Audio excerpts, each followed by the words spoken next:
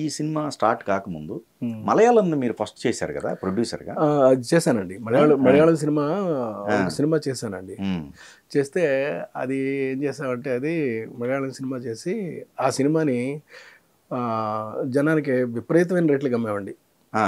Almost ఆ రోజుల్లోనే 18 లక్షలకు అమ్మాము.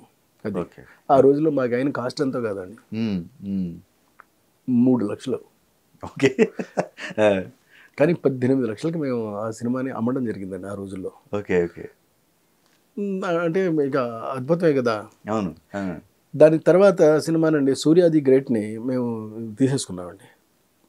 సూర్య ది గ్రేట్ అలాగే ఒక సినిమా కొనేసాం.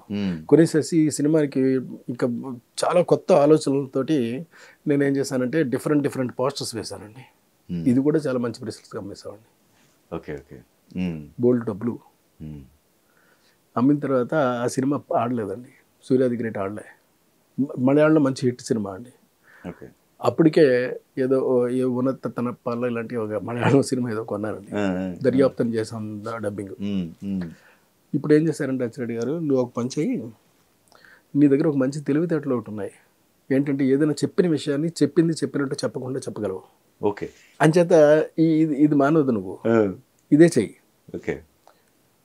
చేయటం మూలంగా ఏంటంటే నీకు డెవలప్మెంట్లు బాగా పెరుగుతూ ఉంటాయి. నువ్వేం చేస్తావంటే ఇప్పుడు మనం ఒక పెద్ద తప్పు చేసాము, జనాన్ని మోసం చేసాం. మనం సూర్య ది గ్రేట్ అని ఒక సినిమా చేసాం, అది ఆడలేదు అని అంటే దానికి ప్రధానమైన కారణం ఎవరు అని అంటే నేను చెప్తున్నాను, నువ్వు ఇచ్చిన పోస్టర్స్, నీ 24 షీట్ ఇవి చూసి వాళ్ళు వచ్చి కొనేశారు. ఓకే. తప్పు మళ్ళీ మనం చేయొద్దు అని చెప్పండి. ఇక్కడ నుంచి మనము ద బెస్ట్ ఫిల్మ్స్ మాత్రమే చేసుకుందాం అని చెప్పి అప్పుడు ఈ సినిమా అయిన తర్వాత దర్యాప్తు అనే సినిమా ఉంది కదా అండి, ఈ దర్యాప్తు అనే సినిమాకి నువ్వు వెళ్ళి ఒక పని చేయి, ఎవరినైనా మ్యూజిక్ డైరెక్టర్ని పెట్టుకో అంటే ఎవరినైనా పెట్టానండి. పెడితే అందరిని కూర్చోబెట్టి ఇంకా చెప్తా ఉంటే నేనేమో ఇలా కాదు, ఇది ఇలా ఉండాలి, ఇలా ఉండాలి అని చెప్పడం మొదలెట్టానండి. దాన్ని మొత్తం ఎడిటింగ్ చేస్తానండి. Okay okay. టోటల్గా ఎడిటింగ్ చేసేసి దాని మీద మొత్తం టోటల్గా రికార్డింగ్ అంతా మొత్తం చేయాల్సి వచ్చిందండి. వస్తే దానికోసం కూర్చోబెట్టానండి. కూర్చోబెడితే వాళ్ళు ఏమండి ఆ మ్యూజిక్ డైరెక్టర్ ఎందుకు వద్దు అంటే ఆయన మర్యాద కొద్దీ చెప్తున్నానండి, మీరు చేయగలరు సార్, మీరు చేయలేకపోవటం ఏంటి? ఓకే.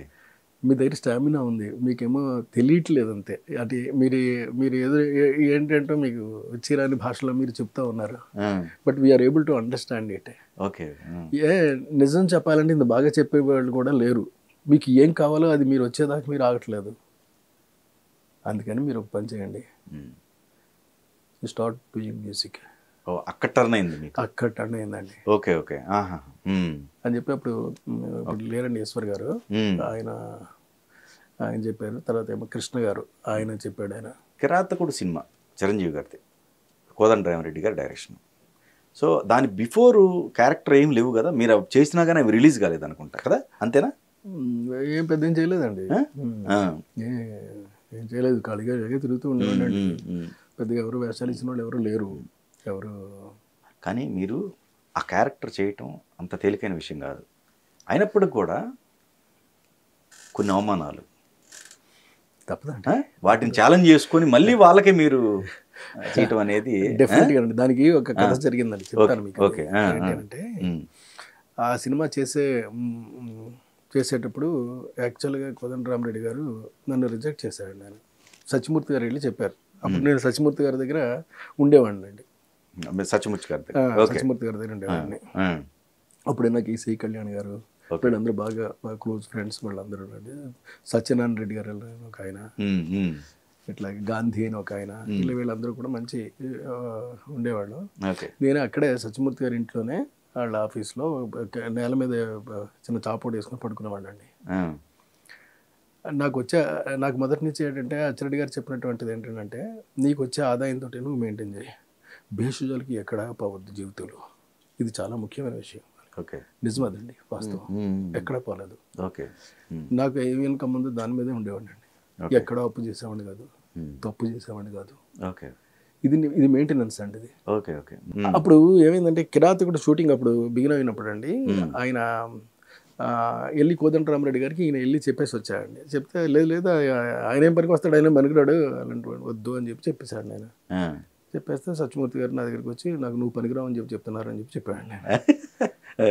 సరే నాలో ఒక తెలియని ఆవేశం బాగా పెరిగిందండి.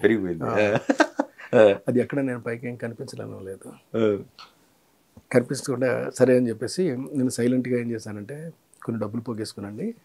ఈ డబ్బులతోటి కొన్ని పిక్చర్స్ తీశానండి, ఫొటోస్ నేనండి. తీసి సేమ్ ఆ గెటప్ వేసుకున్నాండి. నాకు తెలుసు కదా ఆ కథ, నేను సత్యమూర్తి గారితో కూర్చొని నేనే కదా అంచేత ఆ గెటప్కి ఏమేం కావాలో అవన్నీ వేసుకునండి. నేను ఆ గెటప్లో ఉంటే ఎలా ఉంటాను అలాగని చెప్పేసి. అసలు క్యారెక్టర్ కూడా మీరే ఫిక్స్ చేసుకున్నారు. విషయం ఏంటంటే అంతేనా? ఈ క్యారెక్టర్ కూడా ఆయన వాళ్ళే ఫిక్స్ చేశారు. వాళ్ళే ఫిక్స్ చేశారు. ఓకే, చేయలేదు. అయితే ఓకే ఓకే ఓకే. ఆ క్యారెక్టర్ ఏదైతే అనువుగా ఉంటుందో ఆ స్టిల్స్ తీసుకెళ్ళి నేను సత్యమూర్తి గారికి ఇచ్చానండి. సత్యమూర్తి గారు చూసి షాకే, ఎవరైనా అని అడిగాడు ఆయన. అడిగితే అంటే మీ దగ్గర అబద్ధం చెప్పలేను కాబట్టి చెప్తున్నారండి నేనే అన్నా. నువ్వేంటి ఇలాగేంటి ఇదేంటిది ఎంత బాగున్నాడు కుర్రాడు, చాలా బాగున్నాడయా, ఈ ఫోటోలు చూపెడితే ఓకే అయిపోద్ది అన్నాడు ఆయన. ఓకే, అయితే ఓ పని చేయండి, మీరు వెళ్ళి ఈ ఫోటోలు చూపెట్టండి కోదండరామరెడ్డి గారికి, ముందే ఇది చెప్పొద్దు పలానా కుర్రాడు అలాగని చెప్పి ఓకే మీరు చూపెట్టండి. చూపెడితే ఆ తర్వాత ఆయన ఏమన్నాడో మీరు నాకు వచ్చి చెప్పండి అని వెళ్ళి చూపెట్టాడు. చూడగానే చూసి ఏమయ్యా ఇట్లాంటి వాడు కదా మనం కావాలని అనుకున్నాం అని ఆయన అంటే అప్పుడు ఫైనల్గా ఇంకా ఆయన కాసేపు మాట్లాడిన తర్వాత అప్పుడు చెప్పాడండి, ఎవరో కాదు ఎవరో మన దగ్గర అసిస్టెంట్గా పనిచేస్తున్నాడు కదా ఆయనే. అంటే ఆయన షాక్. వెంటనే వచ్చామని చెప్పు, షూటింగ్ వచ్చామని ఇంకా డైరెక్ట్గా ఇంక చూడక్కర్లేదు, మనం ఇంక చూసేది ఏముంది, ఆ క్యారెక్టర్ అతను ఫిక్స్ అంతే. చిరంజీవి గారు ఎలా ఫిక్స్ ఆయన అలా ఫిక్స్ అంతే అంతే వచ్చామని చెప్పు అని డైరెక్ట్ షూటింగ్ డేట్ ఇచ్చాడు నేను. ఓకే, ఇంకా డేట్కి వెళ్ళిపోయాను అంతే నేను. Okay okay. కానీ దాని తర్వాత క్యారెక్టర్స్ సంబంధించి మీరు అంతగా శ్రద్ధ చూపించాల? లేదండి, నాకు ఆర్టిస్ట్ అవుదామన్న ఇంట్రెస్ట్ ఆ దెబ్బతోటి పోయిందండి. ఇంకా ఆ సినిమాతోనేనా? కాదండి, నేను వరుసగా డైరెక్టర్గా బాగా సక్సెస్ అయిన తర్వాత నాకు ఆర్టిస్ట్ పెద్దగా అవ్వాలనేటటువంటి కోరిక లేదు. అప్పుడు కాదు అంటే నేను కిరాతకుడికి మీ కొబ్బరిబండం స్టార్ట్ అయ్యే బిఫోర్ ఉందండి, అప్పుడు 5 సంవత్సరాల్లో ఏమో ఉంటది. అప్పటికి ఇంకా ఆర్టిస్ట్ అవుదామని గొలంతా అదే ఆర్టిస్ట్ అవుదామనే నా ప్రయత్నం. రైట్. కానీ ఆర్టిస్ట్ అయ్యే అవకాశాలు లేనటువంటి పరిస్థితులు, ఈ పరిస్థితులు వీటికి మధ్య అచ్చిరెడ్డి గారి గైడెన్స్. Okay okay. వీటి మధ్య మనం ఆ సినిమాలు చేయటం వల్ల అండి. అటు డబ్బింగ్ సినిమా చేసినా ఇటు స్టేట్ సినిమా చేసినా అలా చేసి రాజేంద్ర గజేంద్రకి వచ్చేసి ఇక ఆ తర్వాత వరుస పెట్టి ఇక నెంబర్ 1 చేశాను, మాయిలోడ్ చేశాను, యమలీల చేశాను. కానీ దర్శకత్వంలో మీకు ఏ విధమైన ఎక్స్పీరియన్స్ లేదండి. ఎలా సాధ్యం అండి ఇది? అక్కర్లేదండి ఏమండి, ఓన్లీ 24 క్రాఫ్ట్స్ మీద కమాండ్ ఏదైనా సరే అనండి ఒకటేనండి. ఫస్ట్ మనిషికి ఉండాల్సింది ఒకటండి. నేను ఇవాళ కూడా మొత్తం జనరల్గా అందరికీ చెప్తానండి, first you should have the confidence. మీకు ఒకటే విషయం చెప్తానండి, what is going to happen tomorrow, maybe accident, maybe killing, maybe something may happen కదా, but you are avoiding it. You are coming out, you are coming to your family. ఆ రోజుల్లో cell phones కూడా లేవండి. ఇంటి దగ్గర నుంచి మీరు బయలుదేరి వెళితే మామూలుగా మీరు ఎక్కడికి వెళ్తున్నారో ఏమవుతారో ఎవరికి తెలియదే. తెలియని పరిస్థితుల్లో మీకు ఈ రోజు సెల్ ఫోన్స్ వచ్చి మీరు ఫోన్ చేసి పలానా ఇబ్బందులు ఉన్నామని చెప్పే అవకాశం మీకు దొరికిందండి, థ్యాంక్స్ టు సెల్ ఫోన్స్ అండి. But at the same time you have no facility. బట్ ఆ రోజుల్లో ఏదో ఒకటి చేయటమేనండి, వెళ్ళటమే ఏదో చేయటమే. ఇలాగ తెలిసిన నేనండి, ఎస్ రేపటి గురించి మనకు తెలియదు కదా, రేపటి గురించి మనకు తెలియనప్పుడు మన గురించి మనకు తెలుసున్నదల్లా ఒకటే, కాన్ఫిడెన్స్. ఆ కాన్ఫిడెన్స్ కనుక మనలో ఉంటే మనం ఏదైనా చేసేయచ్చు. Nothing is impossible to a human being to become himself as a great man. ఇది నాకు తెలుసున్నటువంటి సత్యం అండి. ఆ రోజు తెలుసు, ఈ రోజు తెలుసు, రేపు కూడా తెలుస్తుందండి. చేస్తాను, అలాగే చేస్తాను.